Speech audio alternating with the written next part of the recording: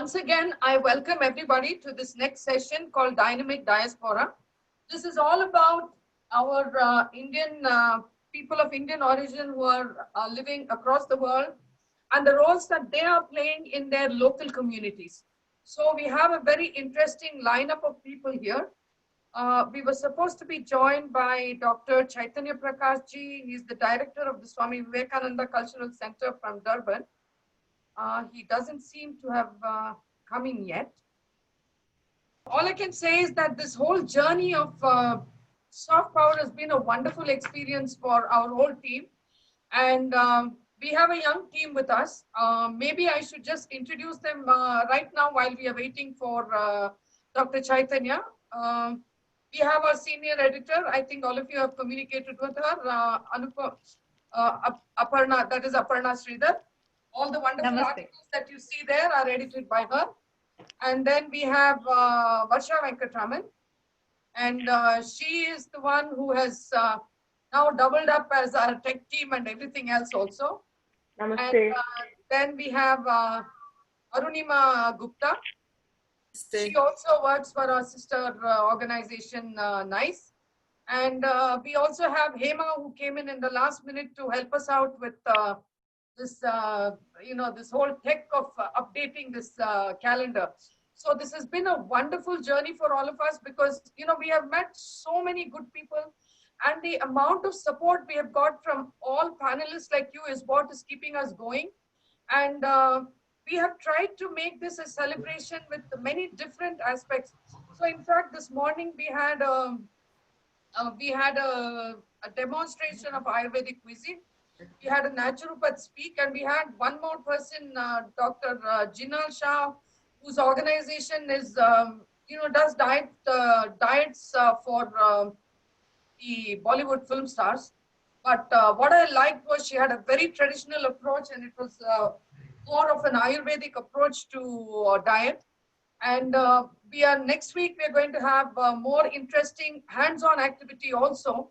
Other than our esteemed panelists and panel discussions, we are going to have one very interesting session where we are going to have, paint and color as you chant. And we're going to have a talk on the effect of the arts on the brain.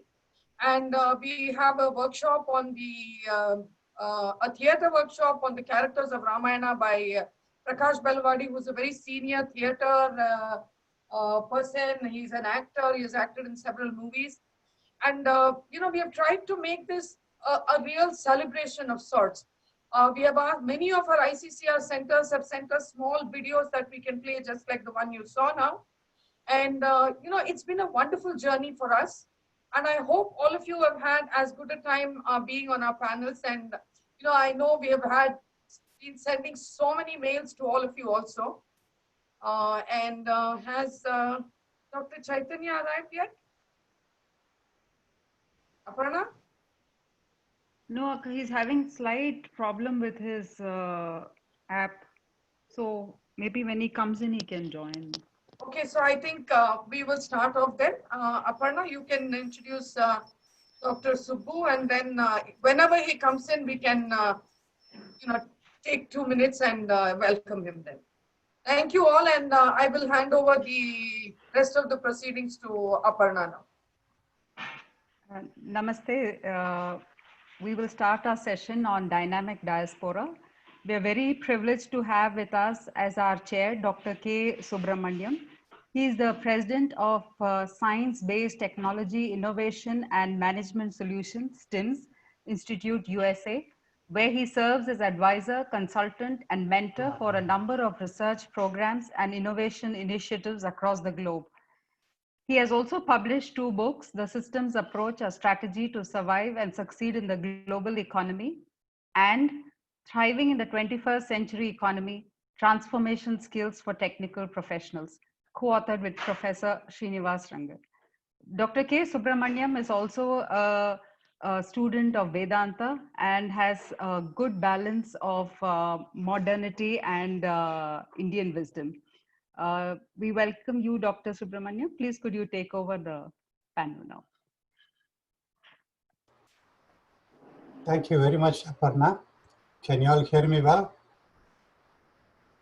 Yes, sir. Okay, great. Welcome everyone from all across the globe. First of all, thanks to Soft Power and the Indic Academy for organizing this global festival, Namaste 2020. To organize such a month-long program with so many events and speakers from all across the globe requires enormous range of contacts, network, spirit, enthusiasm, and above all, commitment. So my sincere thanks to Srimati Vijayalakshmi and Srimati Aparna and all others involved. I know the challenge that they have faced behind the scenes, both work-related and personal, and may God's blessings be with them always. Thanks also to our fine list of panelists from USA, UK, Netherlands, and Australia. Each is eminent in their own way, coming from diverse background. Let me say a few words about this panel session, Dynamic Diaspora. The evolution of the life of any Indian immigrant as a professional can be traced to a few stages. First, it starts with early education and cultural background in their childhood and upbringing. Then they acquire higher education in some form, either locally or abroad, which leads to jobs and careers. Then leads to immigration or citizenship, depending upon the life choices. And the same life choices also lead to family life and new roots. But eventually, as they become adjusted to their new found capabilities and resources, sustainability becomes a challenge, especially it has been for the last 4 decades in the presence of globalization. Then thoughts begin to travel back towards the motherland, reversing the attention on what one can do. And this happens largely through a number of professional as well as service and social activities. Then comes what I call as a balanced diaspora.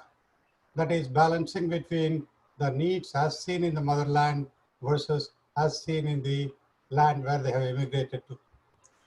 But eventually all of this leads to a feeling of what I call as global citizen.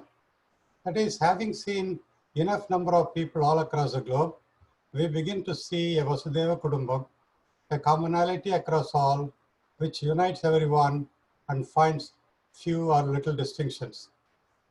These stages also lead to a certain collective impact in each person in the diaspora. Certainly there is personal growth as well as professional growth.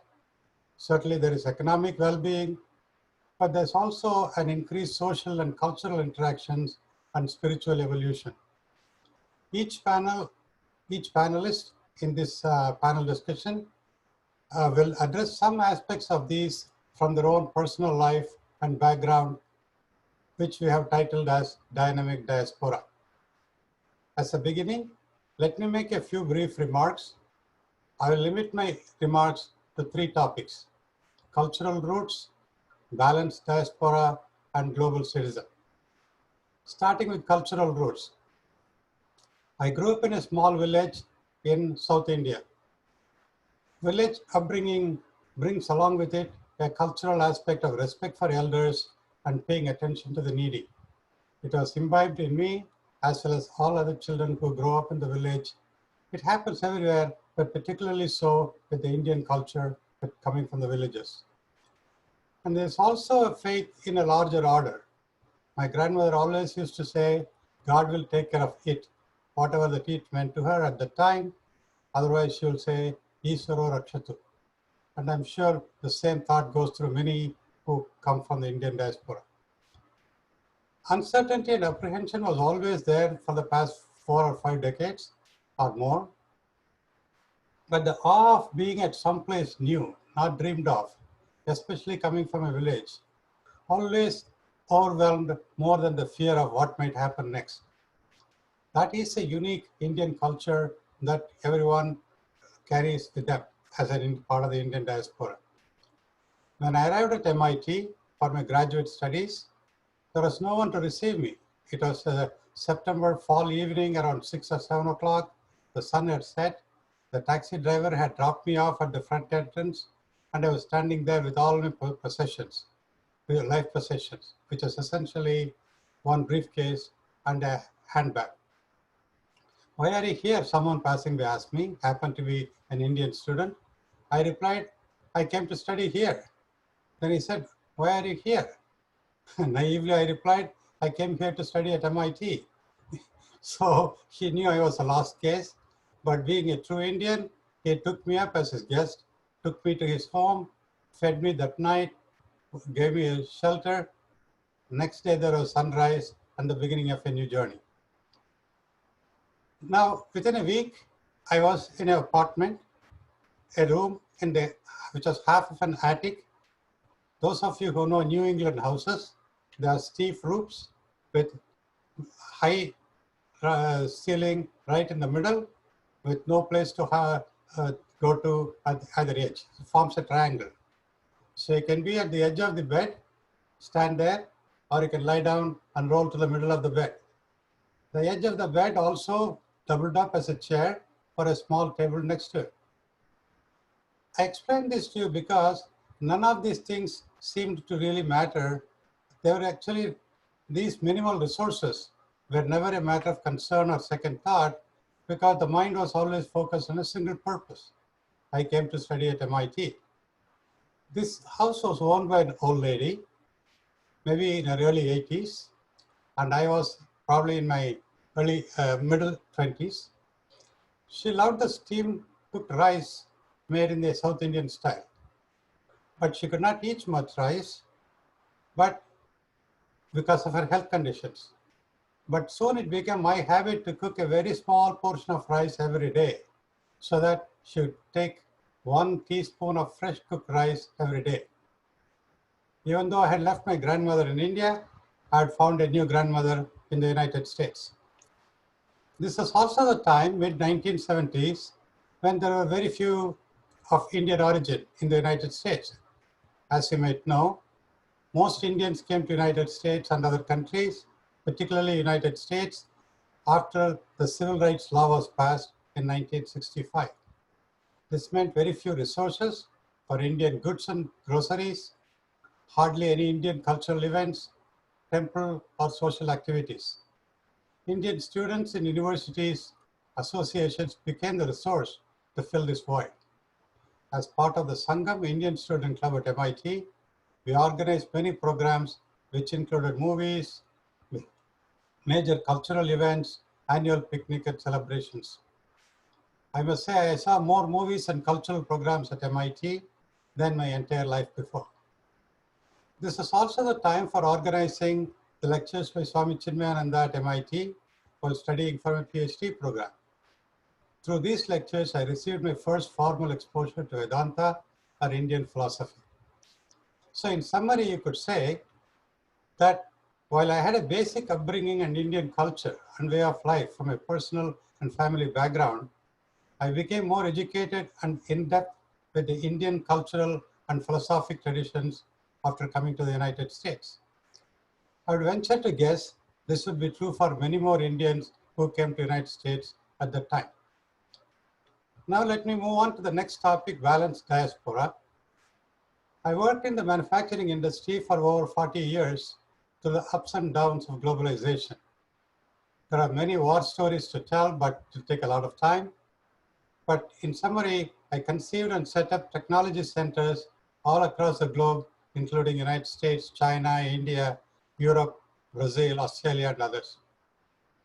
As part of the global network, we also conceived and implemented international technology training program that helped many young Indian professionals get education and training to the highest levels in technology and exposure to international working standards, culture, and ethics. Coming on time for part of the meeting was part of the culture and ethics that had to be drilled into these new trainees.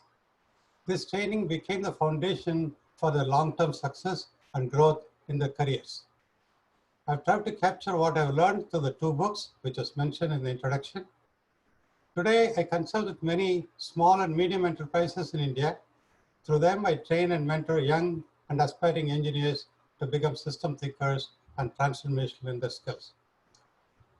I've also helped to guide and conceive and formulate an R&D center at IIT Madras, thanks to an excellent team of professionals there, including Professor Ramesh, Babu, Mr. Don, and many others, and I serve as an advisor. In other words, every person today, whether continuing to live in India or have immigrated abroad, have the potential to leave meaningful impact on both sides, the homeland from where they come from, as well as the newfound land where they have migrated to.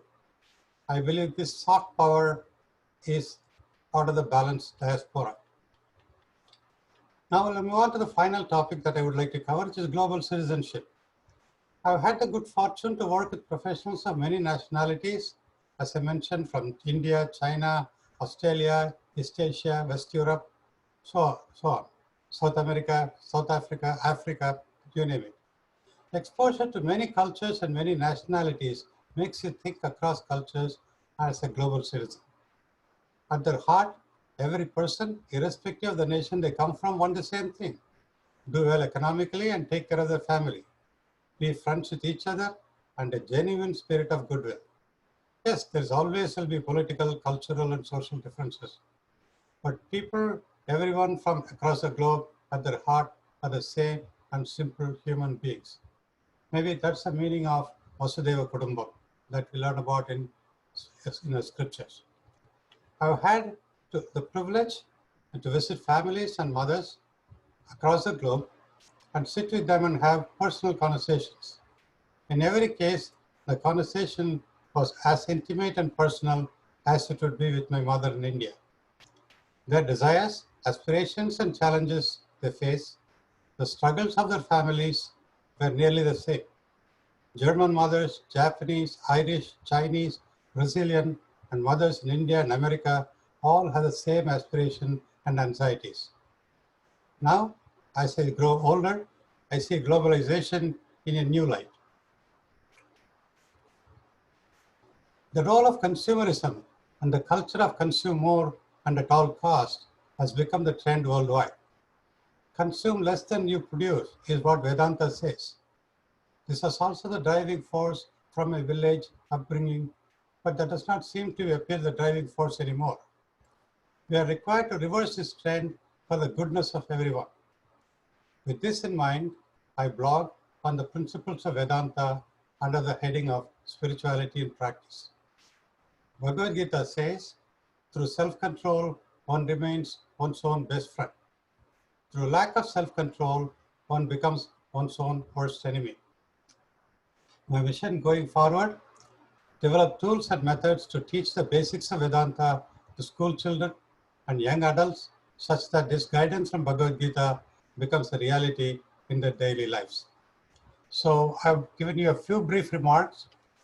I'll stop here, and we will now hear from other panelists on their views and experiences. Aparnaji, maybe you can help me how I should follow from here. We would like to have Dr. Balu Natarajan, please.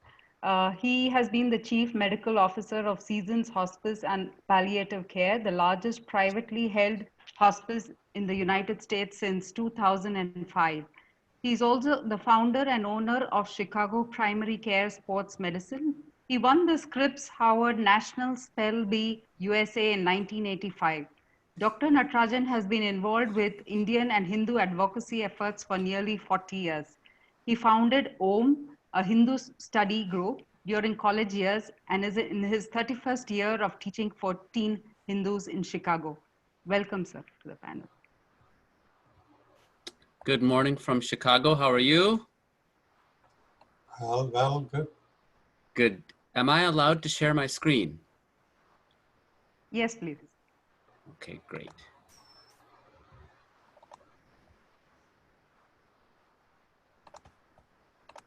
Okay, can you see it? Yes, sir. Okay, so the topic is Indian excellence from sports to spelling bee. And I take care of athletes, so I can speak in that context, but my sport was spelling bee. And so that's really where I'm going to spend my time focusing.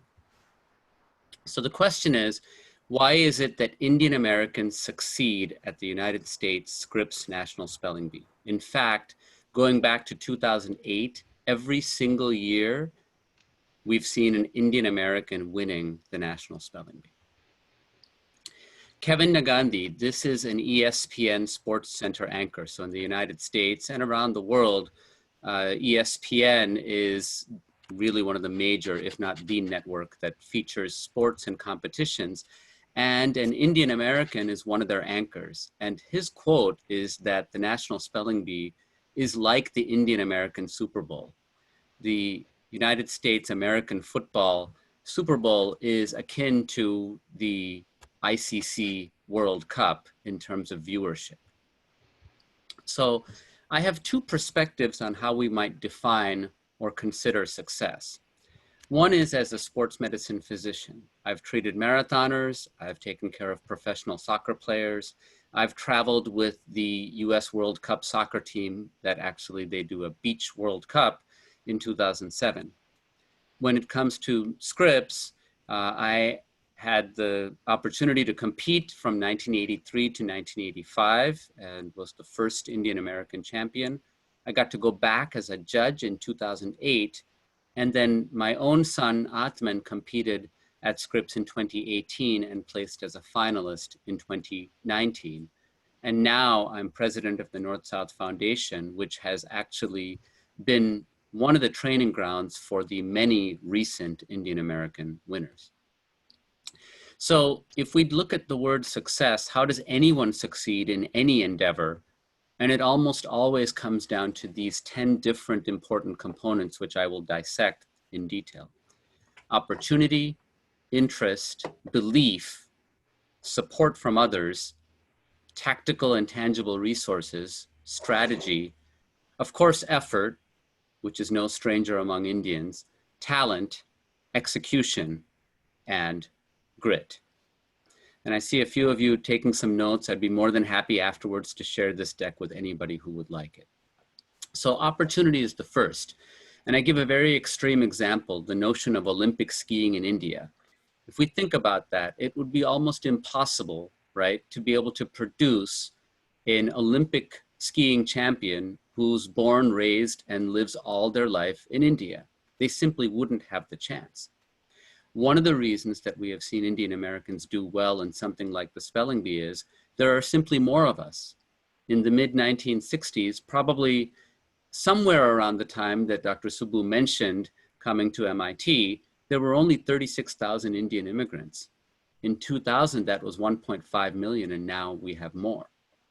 One of the beauties of the National Spelling Bee is it's a completely level playing field. It's completely objective. And Nupur Lala, the 1999 champion, said this: "There were no barriers to my success. It was profound. This was the first activity that I'd participated in where my ethnicity, my gender, none of this was holding me back. I saw it as a wide open arena." The next is interest. You can see on the left that these children are actually interested in studying, and on the right, he's not. And one of the things we have seen among our Indian children is they embrace the opportunity and they really are interested. They are not being solely pushed by parents, but rather they really want to do it and they really want to succeed. Then there's belief. Once we had one or two Indians doing well, there was a clear understanding that more of us could do well. And this is from a Scripps contestant a few years back published. We started watching Kavya, who won in 2009, on television. We saw her in North-South Foundation Bees as a small kid. So then when we saw her on television, we thought we could follow that path. Support. And this is incredible. We know how hard it is in India just to get a seat in certain schools. But what we've seen among Indians with regard to the spelling bee is they're helping each other out. Even though they're competing, they're helping each other out. This quote from 2011 champion Sukanya Roy: "Just knowing other people who had come to Scripps and being able to ask them for tips was so helpful." So that is something I've prioritized since I won. Whenever anyone wants to ask pointers or anything, I'm ready to help. And the third quote is from a non-Indian. She walked into the elevator and she saw Sriram Hatwar, who you see hoisting the champion there. And he was surrounded by family, multiple generations. And she later said, It's a community familial thing. They have a network, lots of community and family support. So it's not treated as a ruthless competition where I have to do better than you. Rather, we are each trying to work to learn the most, and it's against the dictionary, not against each other. Resources. There are a number, but I've listed 4 key resources that have helped to train people here who have done well. 3 of the 4 are either run completely by Indian American volunteers or Indian ownership or both. And they have helped to produce our own community's repetitive success. And then there's strategy. In the beginning, 20, 30, 40 years ago, it was a lot of rote memorization. And that's something that for years we were trained growing up. You have to mug up your multiplication tables. That's something that I was told by my parents and grandparents all the time. But one of the quotes from Kavya Shivashankar, after a few years, she realized she couldn't just memorize the words because, especially since she sometimes learned them with pronunciations that differed from the dictionary. What we've seen among the children who have done well is they're using, in addition to memorization, logic and creativity. And then our same Indian American parents and others have built software that help to both remember as well as learn logic. And so we've got Indian Americans supporting one another, teaching how to learn, not just memorization. Effort matters. Malcolm Gladwell has written about the 10,000-hour rule to become good at something. Amy Chua has written among Asian Americans what it means to be a tiger mother, how it means to push someone. And what we might see in terms of number of hours put forth towards sports among children in the United States who are generally Caucasian, that same effort is put forth towards brain power activities. And director of the Scripps Spelling Bee, Paige Kimball, said this: what differentiates Indian Americans is their multi-year commitment to study spelling to pursue the championship title. Talent matters, but it certainly isn't the only thing. It is a component, but it's talent and effort together. Then there's execution. If you have studied and you know all the material, but you get on stage, you still have to execute. And so practice, practice, practice in competition matters. And so examples, including our own foundations, have really helped to provide a practice ground and a minor league training ground for thousands of children. I'm almost at the end here. The last major component is grit. Those of us who have read so much of our Vedanta, and there's reference earlier to Ramayana and Mahabharata and some of what's been listed here, tapas matters, right? So it's not unlike tapas. Even if you put a lot of work into something, it is still possible for you to lose. It teaches you how to deal with losing and winning. But grit, as defined by researcher Angela Duckworth, is something that propels people to persevere in an activity despite setbacks and even failure. So we keep going even when we don't succeed in the beginning.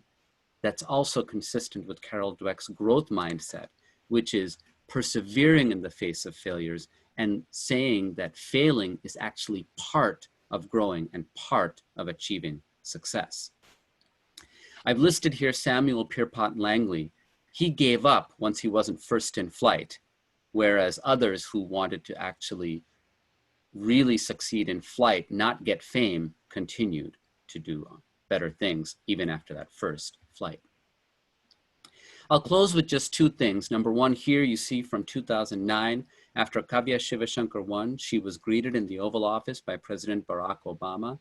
You can see nothing but people of color here, and you actually see 2 national champions because the younger Vanya would go on to win 6 years later. It really speaks a lot to those 10 components of success and what it can mean for every single person in this picture. And if you like what you heard and want to know more about a lot of those quotes, one of the best places to get it is also written by an Indian American, an anthropologist, Shalini Shankar, who spent 7 years studying exactly what it took across decades of champions and what that means, particularly with Generation Z. Thank you very much.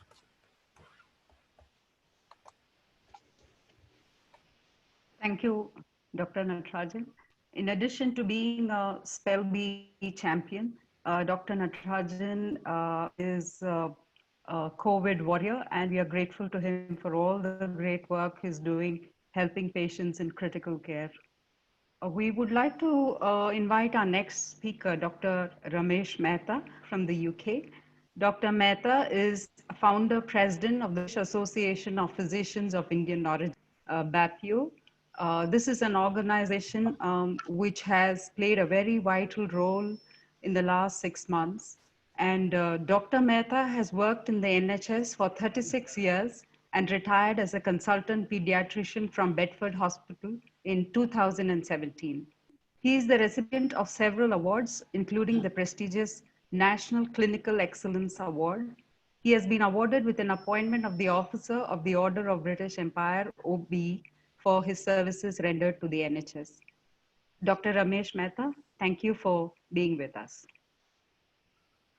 Thank you, Aparna. That's a very kind introduction. And thank you, Subbu, for your initial very interesting notes. Ladies and gentlemen, good afternoon from UK.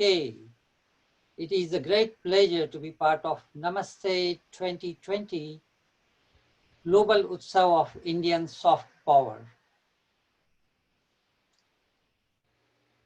Talking of Indian soft power, it is very much evident in the UK.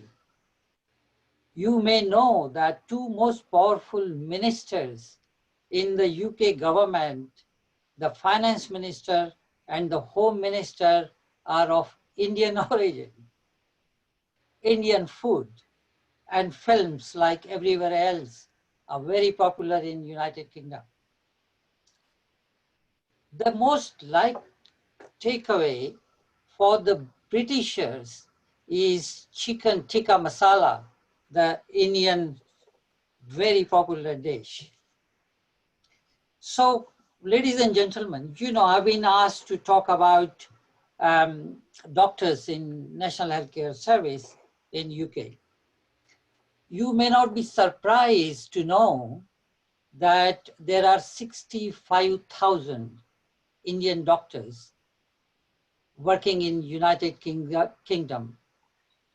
The National Health Service is the umbrella term for publicly funded healthcare system of United Kingdom. Since 1948, when it was started, it has been funded out of general taxation.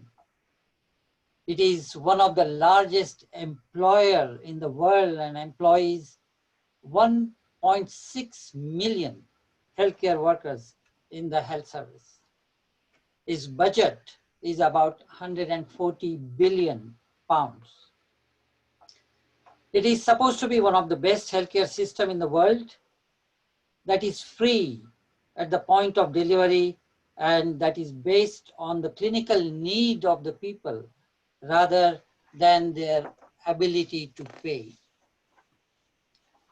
Contribution of the Indian doctors to the NHS is very significant. They are known as backbone of the healthcare system. These doctors work at different levels. The younger and junior doctors are the foot soldiers in the hospitals, while the senior doctors have achieved very important positions as clinicians, academicians, teachers, managers, researchers, as well as innovators. They also make significant contribution to public health. They do a lot of research in ethnic issues like diabetes and obesity, but they are also involved in educating the lay diaspora in healthy living. Indian doctors in UK, I think like everywhere else, have also shown amazing talent in the field of arts, music, drama, literature, as well as producing films. There are several alumni groups of doctors in UK who have migrated from different medical schools in India. These alumni groups are quite active socially as well as in charitable activities. They organize many Indian festivals, and interestingly, they also involve local British population. You may not be surprised to know that, as I said before, the British people flock in whenever there is Indian food served, especially if it is free of charge by Indian doctors' organizations. I was myself instrumental in launching an organization of Indian doctors called British Association of Physicians of Indian Origin. This was done in 1996 with the view to support doctors arriving from India to work in the National Health Service. Over the years, the focus of my organization widened, and BAPIO has now grown into one of the largest organizations of doctors in United Kingdom. Strategically, BAPIO stands on 4 pillars. First pillar is influencing the government policies to promote equality, diversity, and inclusion, as well as patient safety in the National Health Service. Over the years, we have done extremely well, and we have very significant influence on all UK establishment. The second pillar of BAPIO is education and training of our doctors to support their career progression. To effectively provide this stream, we have developed 2 branches of BAPIO, the BAPIO Training Academy and BAPIO Institute for Health Research. Indian researchers friends have become most successful group of research during COVID pandemic. As you will know, UK maximum deaths due to COVID has occurred amongst Black and ethnic minority population. The BAPIO team has already published several papers into the issues surrounding why BME population have suffered more. Friends, the third pillar of BAPIO is supporting doctors in difficulty. BAPIO has established another branch to ensure that our doctors are provided with top-class support and defense if they land in trouble. It is called Medical Defense Shield, which has been a very successful project and has supported our doctors in times of difficulty, especially if they had disciplinary issues.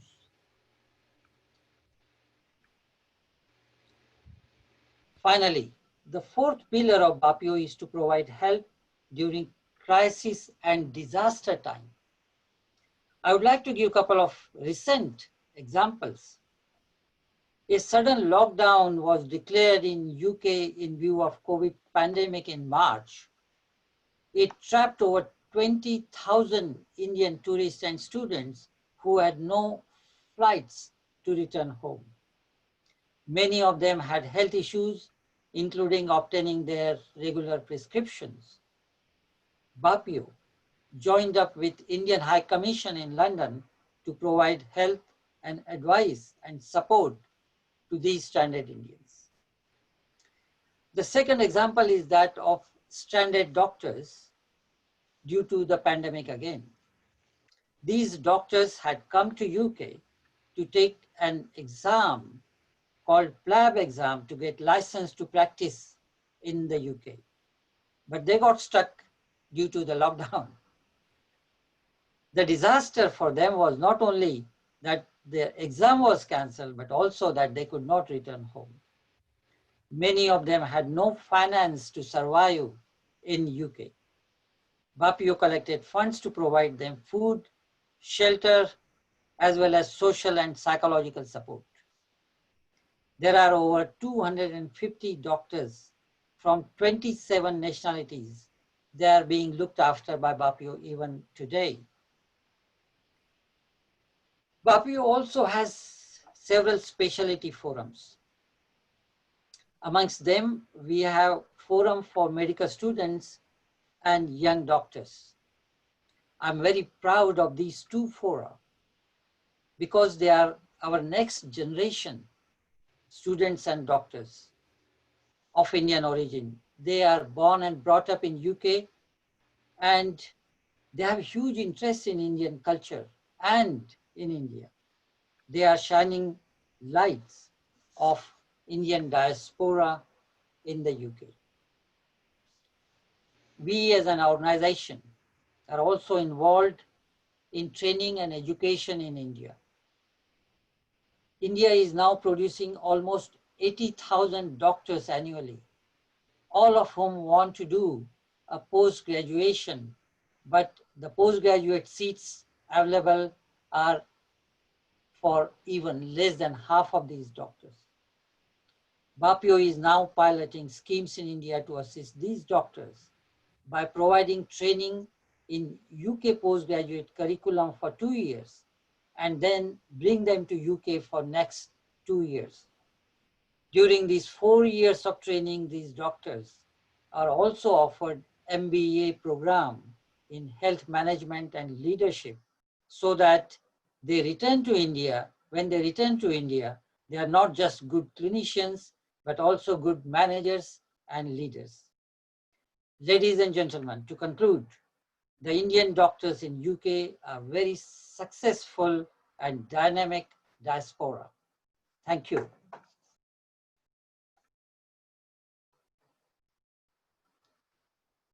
Thank you very much, Dr. Mehta. Aparna ji. Namaskar. We would like to welcome Dr. Chaitanya Prakash Yogi ji.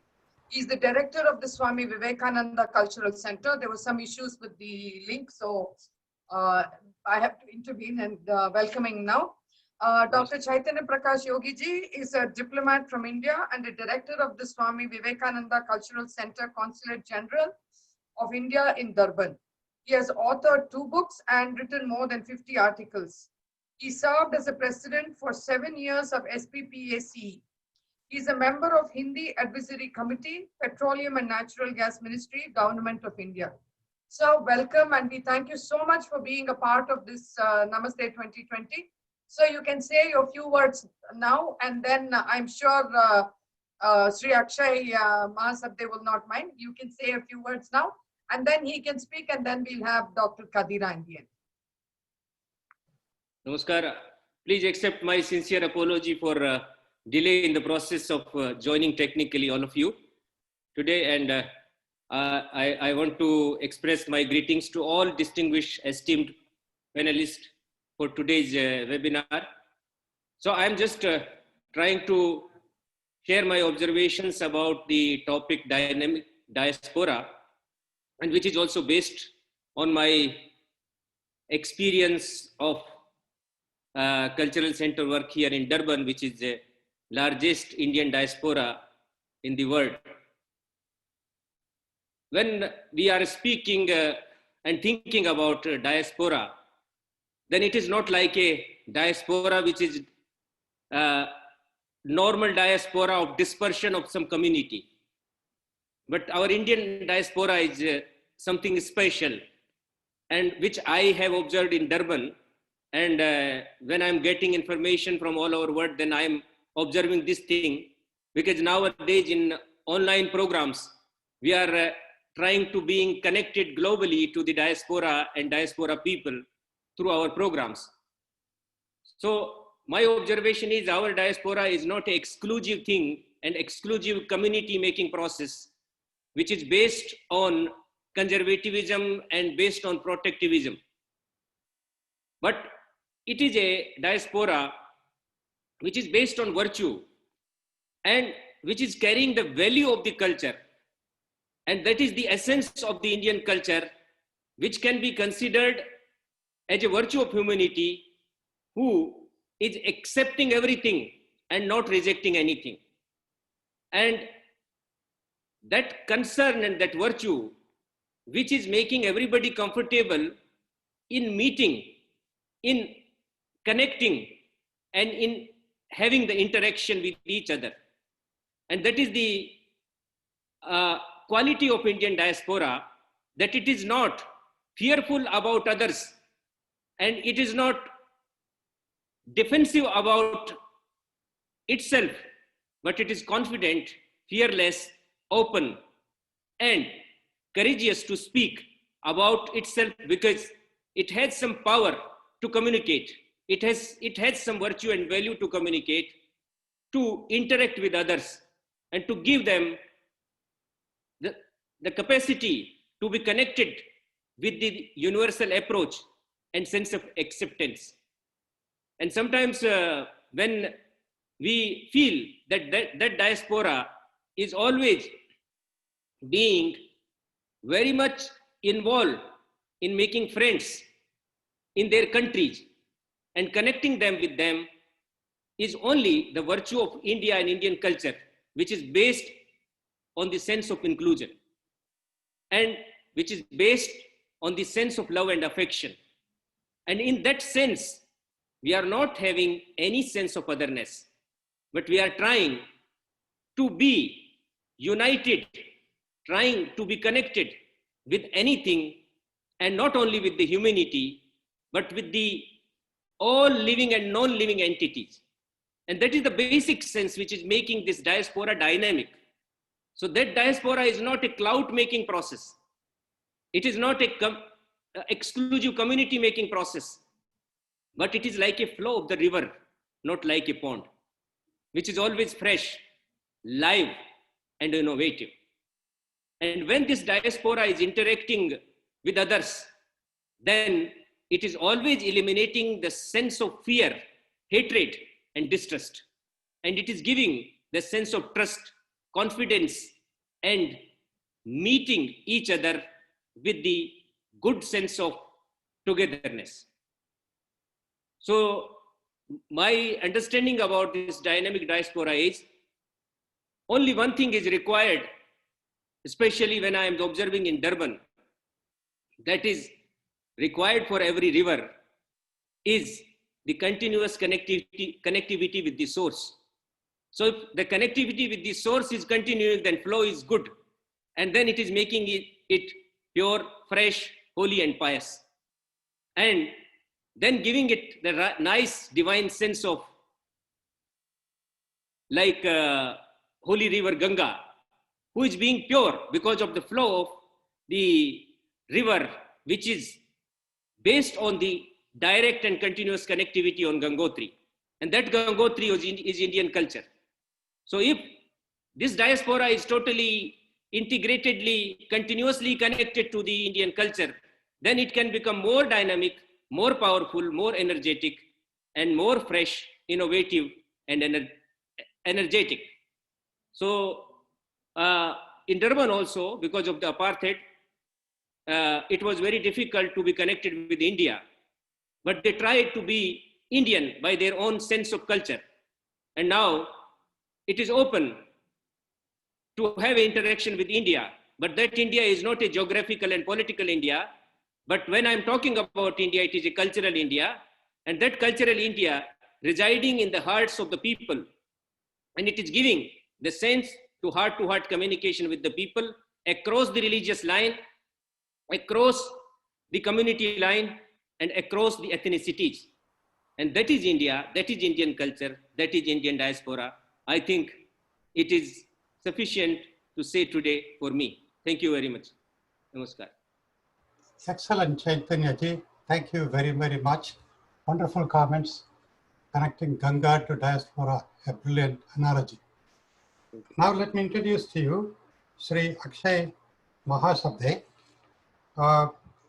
He's a chemical engineer with a BS degree in India and a master's from Netherlands.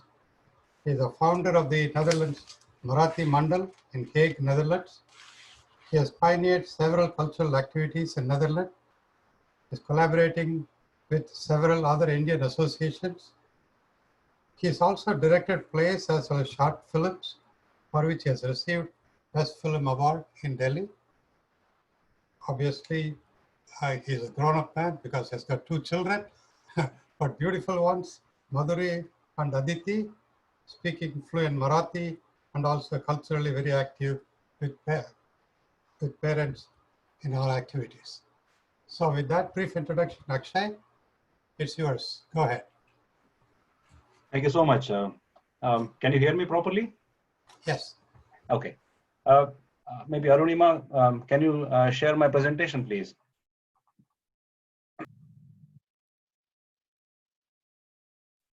Thank you. Honorable guests, distinguished chair, respected panel members, and my dear friends, Namaskar. Thank you for the introduction. I'm Akshay Mahashabde, basically from Nagpur, and now very well settled in the Netherlands with my wife and 2 daughters since around 18 years. Also the founder member of Netherlands Marathi Mandal, and quite culturally active in the Netherlands. It's indeed a pleasure to be part of this event and interact with you all today. It's my honor to share my insights and experiences about Indian cultural identity in the Netherlands. Next slide, please. So yeah, going back to history, because this is a very vast subject, and saying it in 10 to 12 minutes will be very difficult. You have given me the difficult topic, but it's quite vast, and I want to build it up through some history and how we are perceived in Netherlands at the present time. The Indian-Dutch connection goes back to really history in 1602. The United East India Company of the Netherlands was formed and given permission by the then Dutch government to trade in the East Indies, including the India. The Dutch founded their first factory in Mahashabde in Andhra Pradesh in 1605. Subsequently, they also established trading centers in various parts of India, and it's quite well known and interesting fact that in August 1666, through a notarial deed signed in Tamil, a person named Herid Musopattam was believed to be the first Indian residing in the Netherlands. I'll show you his picture in the next slide. This is quite unique evidence, as the name is believed to be the manipulation of the name Mahashabde. The Dutch East India Company established the trade through the Mughal emperors. They have a big settlement in Bengal, as well as predominantly through Kerala. And the Dutch Indo-Dutch population exchanged several cultural and social things throughout the history.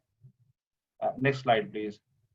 Yeah, here are some photos and pictures. On the right side, you see the person in the black dhoti.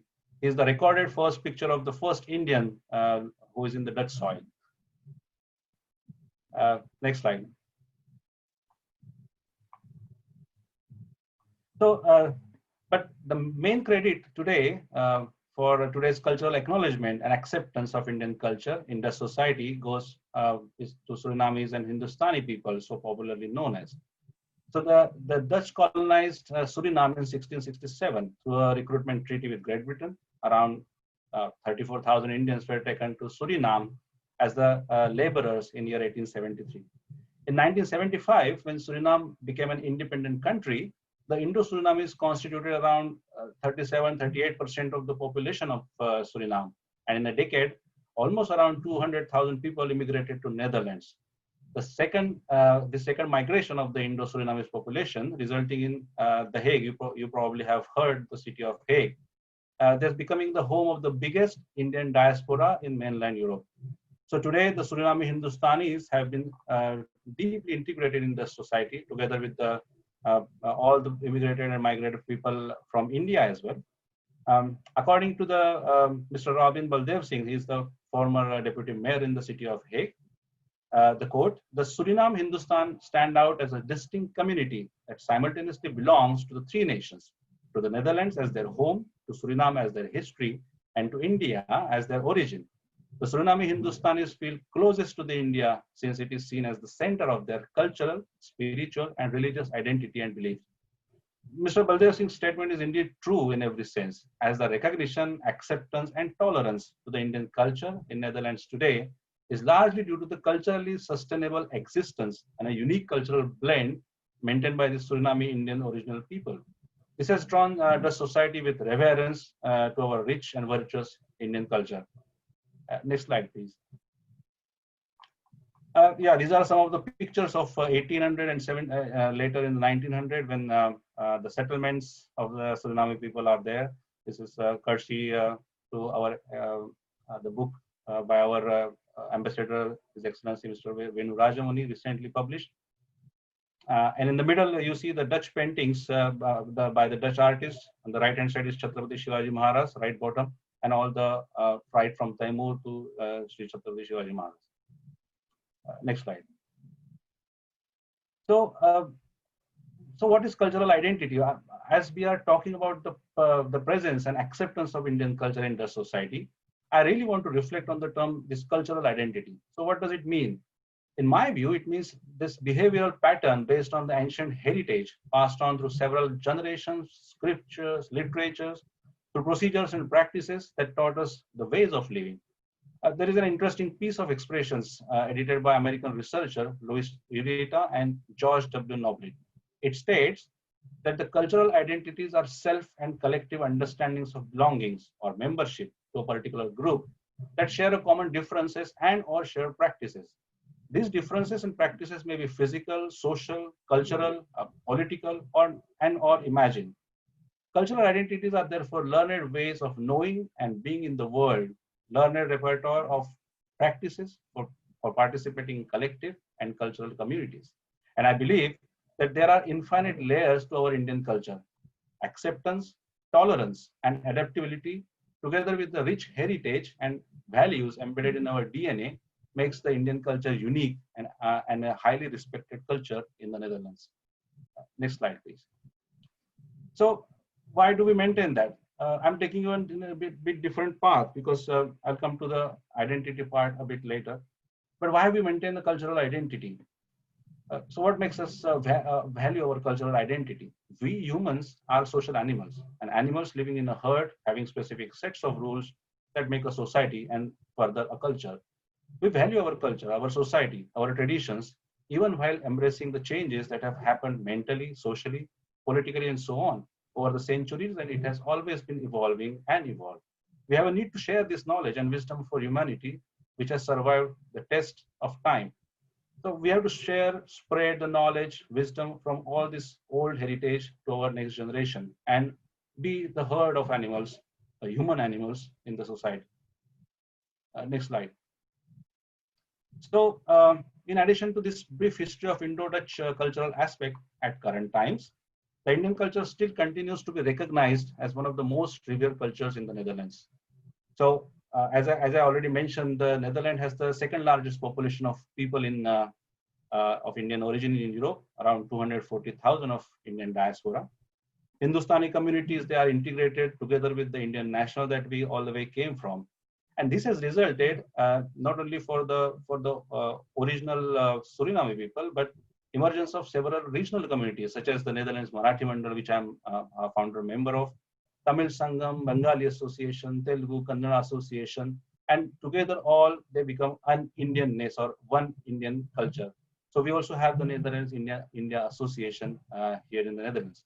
Everyone is culturally active, socially active, doing all the charity work, social works, and so on. Next slide, please. So where do we stand? Indian cultural identity, what it is. How do we Indians are perceived and seen through the eyes of the Dutch? What is our identity? We know it's a food, colors, vibrant and colorful nature, spicy food, of course, God, IT professionals. What else? And the Dutch more have the curiosity about our lifestyles and wonderment that you can see in their eyes. How does this country live and thrive among so much of disparity and diversity? And I always saw in all my Dutch friends who are coming all the way to the various various events, they are so surprised and they really accept the Indian culture and tradition to a great length. Next slide. So this is just a few of the examples and activities that culturally the Netherlands is experiencing, and the Dutch people are part of it. In view of this, the common platform to Indian art and culture for integration in the Dutch society was needed, as the Indian diaspora has emerged as the second largest population residing in the mainland Europe. to come together, to showcase, to accommodate, and to integrate. With this broader integration perspective, next slide, please. A variety of community organizations have been founded in the Netherlands that took cultural preservations and manifestation to the next level. These are just some of the glimpses of culturally active Netherlands and India together here in the Netherlands at various parts of the country. Next slides.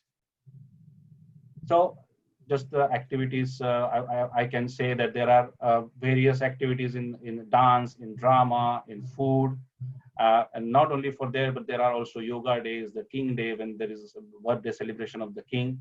So Indians are always collaborating with the Dutch society, and is completely seem to be integrated seamlessly. Of course, there are always issues, but those issues are anywhere in the world. Next slide, please. So one more. So this is just a Balaji from Tamil Sangam, some celebration. And in the next slide, we'll also see the Vijayadashmi by Bengali Association. So as I mentioned, this is just a glimpse. In my opinion, the cultural identity is like an iceberg, and our behavioral traits that are seen is what I believe to be only the tip of the iceberg, because we are seen, but there are so many inherent values that are deep rooted in our culture. Next slide, yeah. So when we talk about the cultural identity in the foreign land, it also becomes important to address the burning issues of how to sustain it. All the communities are already celebrating and performing the cultural rituals, festivities within the larger groups, but Dutch are also becoming the integral part of it. But is that enough? I mean, eating spicy food with one's own hand, playing colors in the Holi or the bursting firecrackers in Diwali, is that the only way for cultural integration and identity? No. The culture is not depicted only through the celebrations. It should also make us understand the inherent deep values and meanings of Diwali, Pongal, Baisakhi, and all such festivities. If we are doing homes and pujas or worshipping, why do we perform these things?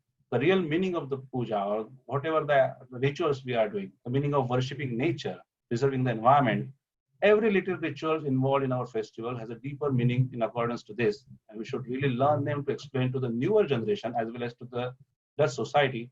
And that's what all these community organizations are busy with, and also for our future torch bearers, the new generation.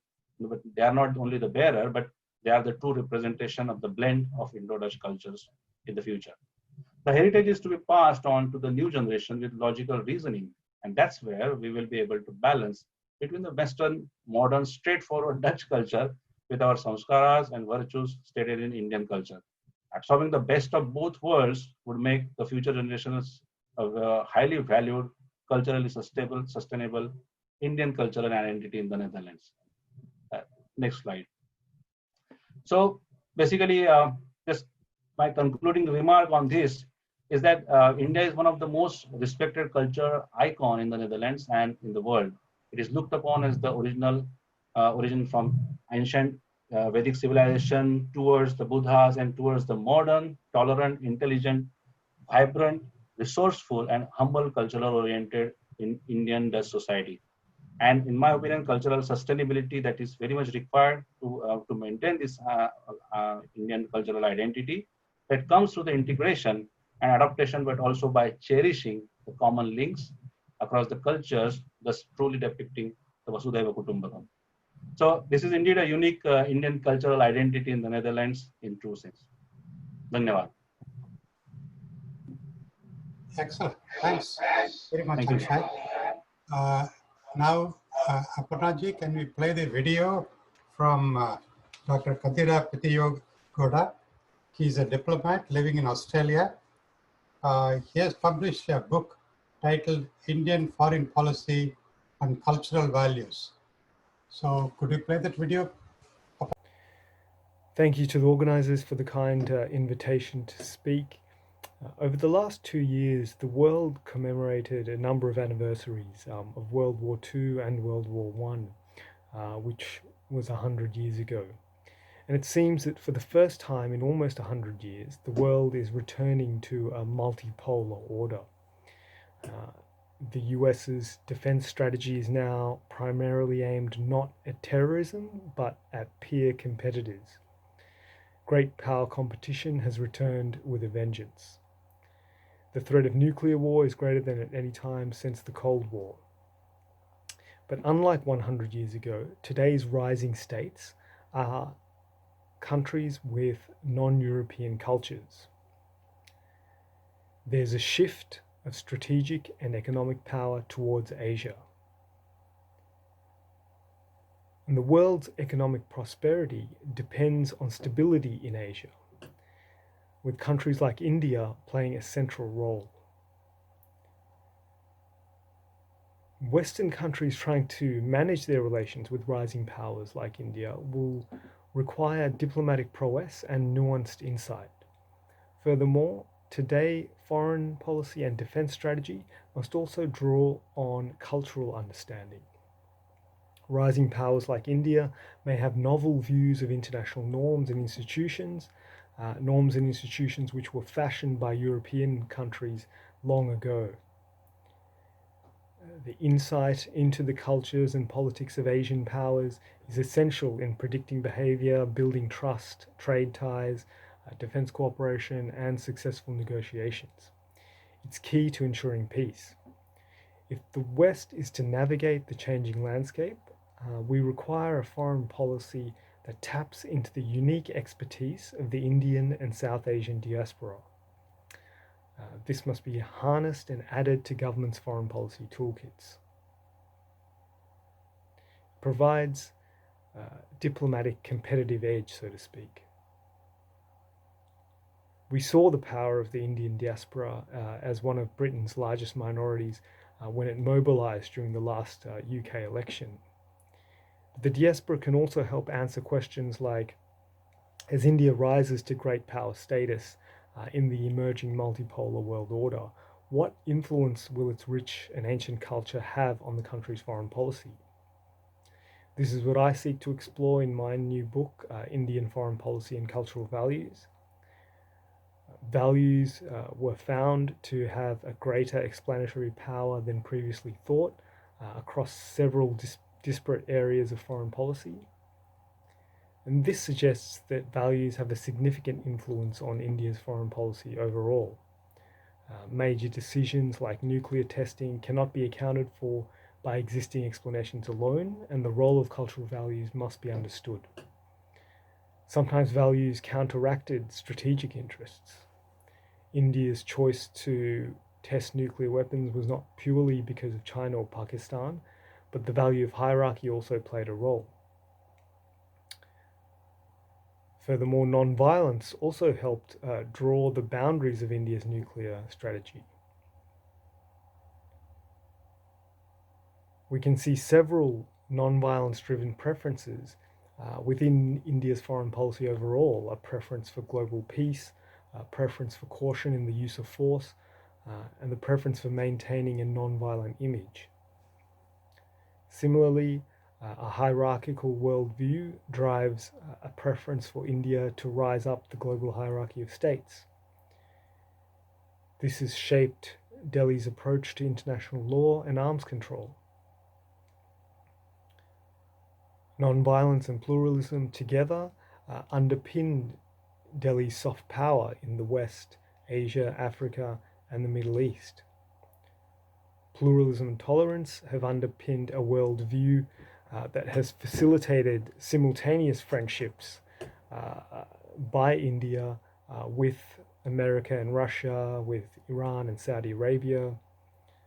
And these values strongly impact India's approach to humanitarian intervention as well.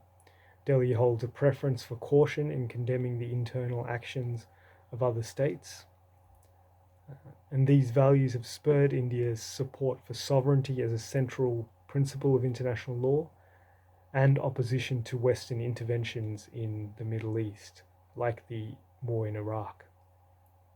The current government of Shri Narendra Modi has deployed cultural identity and shared history in its diplomacy with countries ranging from Sri Lanka to Iran to Indonesia. In future, Understanding culture will help policymakers to better comprehend India's positions related to matters ranging from the crime of aggression in international law to the growing competition between the US and China.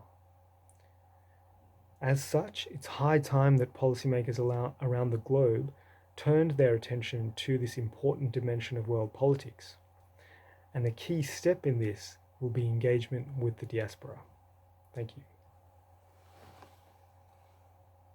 That is a very powerful short video message from Dr. Pethiyagoda. Now, with this excellent array of speakers and so much information presented, it becomes my challenge to find a way to summarize all of them and also request the panelists to offer their additional thoughts. So what I will try to do is make a few brief remarks, try to reflect what I believe I have understood from these presentations as a kind of a summary for the larger audience, and I will request each panelist to jump in at the end of my brief remarks. First of all, I started this panel discussion by focusing on the traditional growth path of any person in the Indian diaspora, and I focused on 3 different areas: the cultural roots and how they play a role in our long-term way of living, contribution, and so forth, which leads to what I call as balanced diaspora, that is working across the needs of the country we come from and the country one has immigrated to. But I made the point that this load of balanced diaspora need not be only for the people who immigrated, but for any person across the globe. Because with the tools of technology, like we are doing today with this webinar, the whole world is accessible to anyone from any corner of the world, to influence anyone from any corner of the world. And finally, that leads to a concept of global citizenship. That is, the notions of cultural identity, ethnicity, religion, all of them truly dissolve into this genuine spirit of Vasudhaiva Kudumbam that was mentioned by more than one panelist. I'm truly impressed with the comments from Balu and his very synopsis of 10 important features for factors for success. And amazingly, if one were to reflect upon it, those are also the factors required for anyone to succeed in anything today, as opposed to just in spelling bee. And we talk about it through what we call as transformational skills. Today, with the advent of automation and artificial intelligence, even the physical capability to do anything or the large number of people available is no longer a competitive advantage. Low labor cost is not an advantage, but doing something useful has become an advantage, for which these 10 factors will serve enormously. I hope the people who listen to it will take it away. I can spend a lot more time on that, but let me go on to the other inputs. Dr. Mehta, he clearly outlined how the soft power can exist through organized efforts.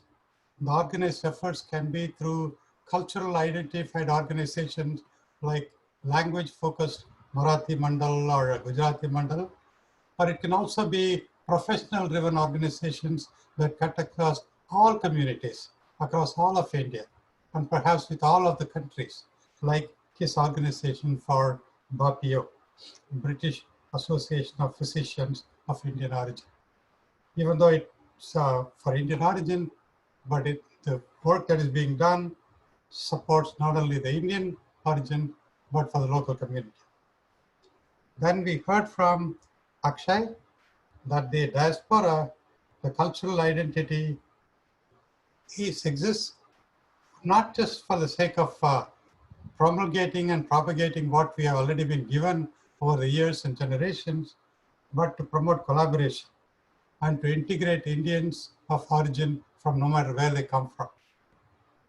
And then I move on to Pethiyagoda, and his comment was foreign policy and its influence would have a lot of influence based on not only the cultural identity that comes from we as Indians, but also the very core of the Hindu Dharma, nonviolence.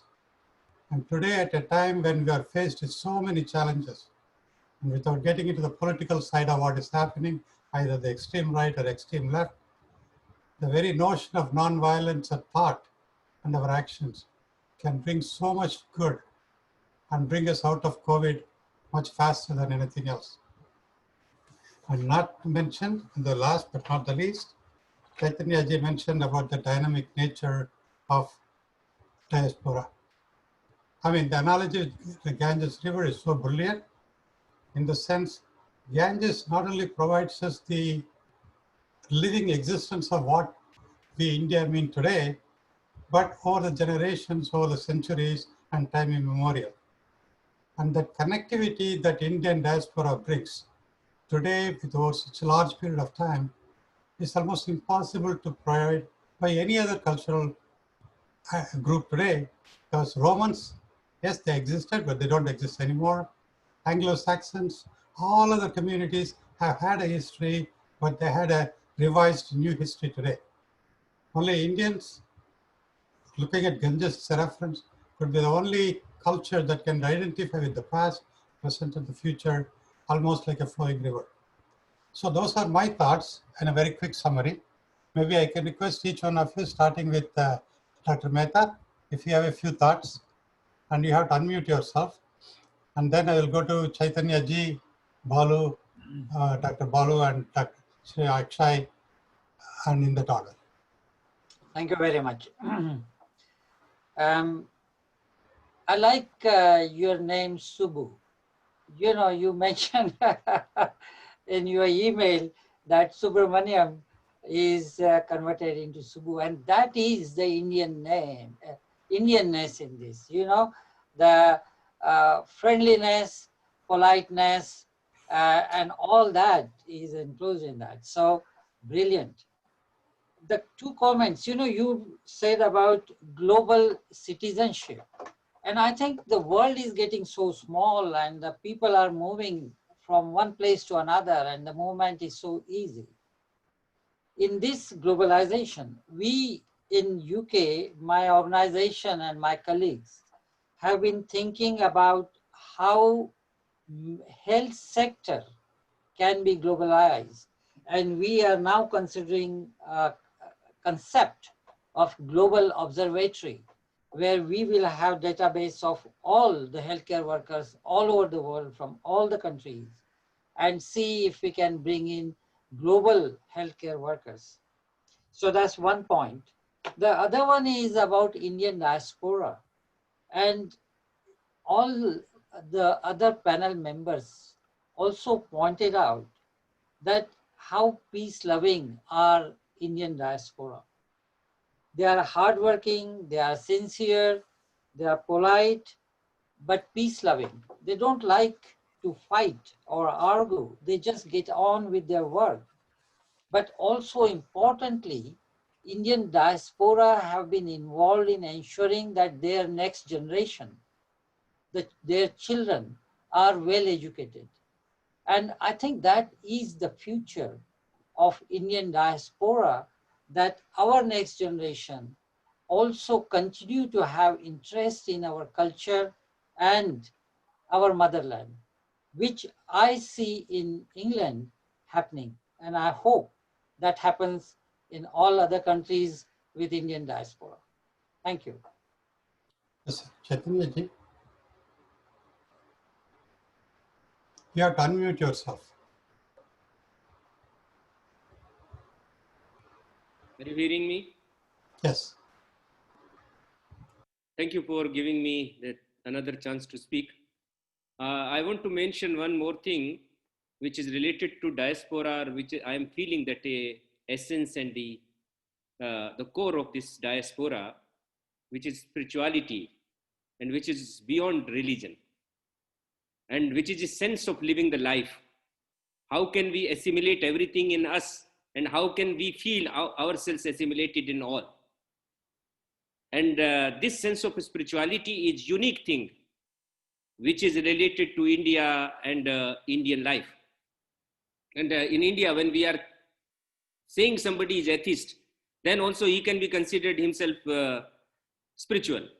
because spirituality doesn't mean any kind of method of worship, and it is a unique sense which is not available in many parts of world, and it is a virtue which can be carried easily with us, and which is always available in our life, and which can make us able always to encroach any kind of discrimination and differentiation, and which can give us the affinity to all people, and not only people, but all entities of this world. And that's why we can say that ocean and river and plants and birds, everybody, they are part of this existence in which we are also the part. And we are always equally stakeholder of this universe and this existence. That's why it is very important that diaspora has that connectivity because of this spiritual sense. And that spiritual sense is not based on any religiosity and regimentation on the name of method of worship. And that is a great virtue. So that virtue should be acknowledged well, and that should be recognized well from the diaspora and from the people who are working on diaspora. Thank you very much. Thank you, Chaitanya ji. Now, Dr. Balu, if you could unmute yourself. I love the notion of global citizenship. It really speaks to a sense of togetherness. And my own life, I've benefited from that. Years ago, after I competed in the spelling bee, I would mention my name to people and they would say, oh, there was one spelling bee Balu Natarajan. And the very fact that I had succeeded, others felt it was their own. There was a sense of togetherness. And that togetherness is rooted in pride about our culture and our history. And so this notion of global citizenship is something we need to really remember, because if we foster that, we will do great things. It is the same palpable sense I get when Dr. Mehta says to Dr. Subbu, I love that name. I could palpably feel that positive energy and togetherness by the emails going back and forth. I think one of the best ways this was captured, in November, right before the Irish group U2 came to Bombay to perform, they released a song. They released a song they had made with A.R. Rahman named Ahimsa. And Rahman's kids are actually chanting from Tirukural in that song. So you have a 40-year-old Irish group that has dedicated itself to making political change and helping those who are in need, working with an Indian with his kids chanting from Tamil scripture. So that's mainstreaming of that global citizenship and of that pride, and anything that we can do to take this togetherness sense that we have and mainstream it and package it in a way that the rest of the world appreciates will change the world and will absolutely give us that future, that constant flowing of Ganga, as you framed it earlier.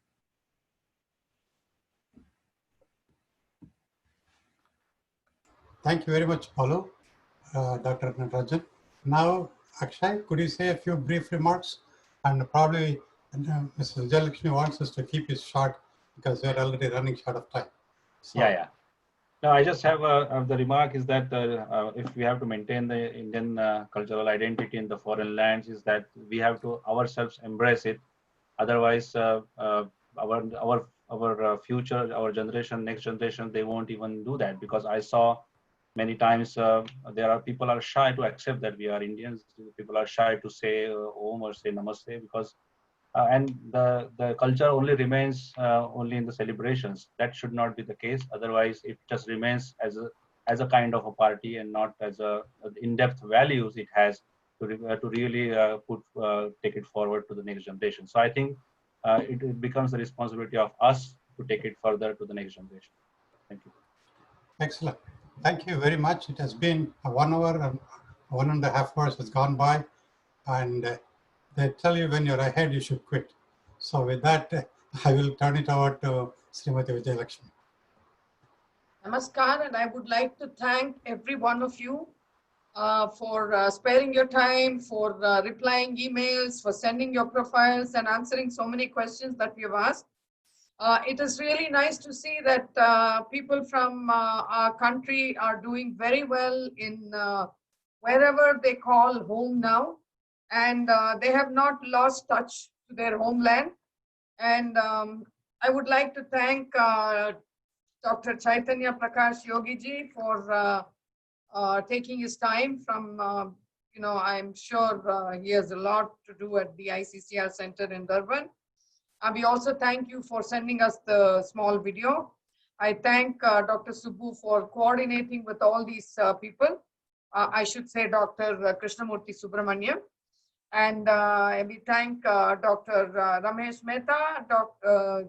Shri Akshay Mahashabde, and Dr. Balu Natarajan, and Dr. Kadira for taking the effort to make a video and send it to us. Before we end with a prayer, we would like to announce what we have next week. On Friday, we have, we call it the Center Stage Film Screening and Discussion. In the Fire of Dancing Stillness is a movie that has been made by Mrs. Renata Keller. She's a well-renowned filmmaker. This will be on Friday, the 21st, from 6 to 8:30 p.m. IST. This will not be on YouTube. Anybody who wants to watch it will have to register and come for this program. And on Saturday, early morning we have our early morning session called Sahitya at 6:30 a.m. IST, but it's a lab on understanding the transdisciplinary nature of Indian literature by Sri Dushyant Sridhar, who's an Upanyasaka. And then we have a Bollywood workshop by Kinga Malek. She's a young lady from Poland. That will be at noon at 12 o'clock, between 12 and 1. And in the evening, our session is it's on timeless cinema. We have several panelists there. And then after that, we have Frozen Moments, which is about photography. And we have a wide array of photographers who do from temple to wildlife to, different, we've tried to bring a variety in everything. We have a painter also there. When we say Frozen Moments, it's about sculpture, photography, and painting. Then, of course, on Sunday we have a very interesting session. It's going to be half a day devoted to the Ramayana. There'll be a session on the effect of arts on the brain, and then we will have Hastakala, which is paint while you chant. And after that, in the afternoon, we have an interesting workshop on theatre by Prakash Belwadi, who is a senior actor, writer, theatre artist. It will be about the characters of Ramayana and how to emote the characters from the Ramayana. In the evening, we have a session on handmade in India. The ambassador of Thailand, of India to Thailand, Her Excellency Srimati Suchitra Durai has agreed to be a part of that panel. We have several interesting people there. And after that, we have artists on the global stage. And once again, we have invited some of the ambassadors. They're yet to agree. For this artist on the global stage, I think we had invited the ambassador of Netherlands, and I do hope before that he will agree. So these are the programs for the upcoming week. Anybody who is interested can go to our website, softpowermag.com, and all the details are there. And once again, thanks to everybody and thanks to the audience. We will end with a small prayer. Om Sarve Bhavantu Sukhinah, Sarve Santu Niramayaha, Sarve Bhadrani Pashyantu, Ma Kaschid Dukkha Bhag Bhavet. Om Shanti Shanti Shanti. Hari Om Shri Gurubhyo Namaha. Hari Om.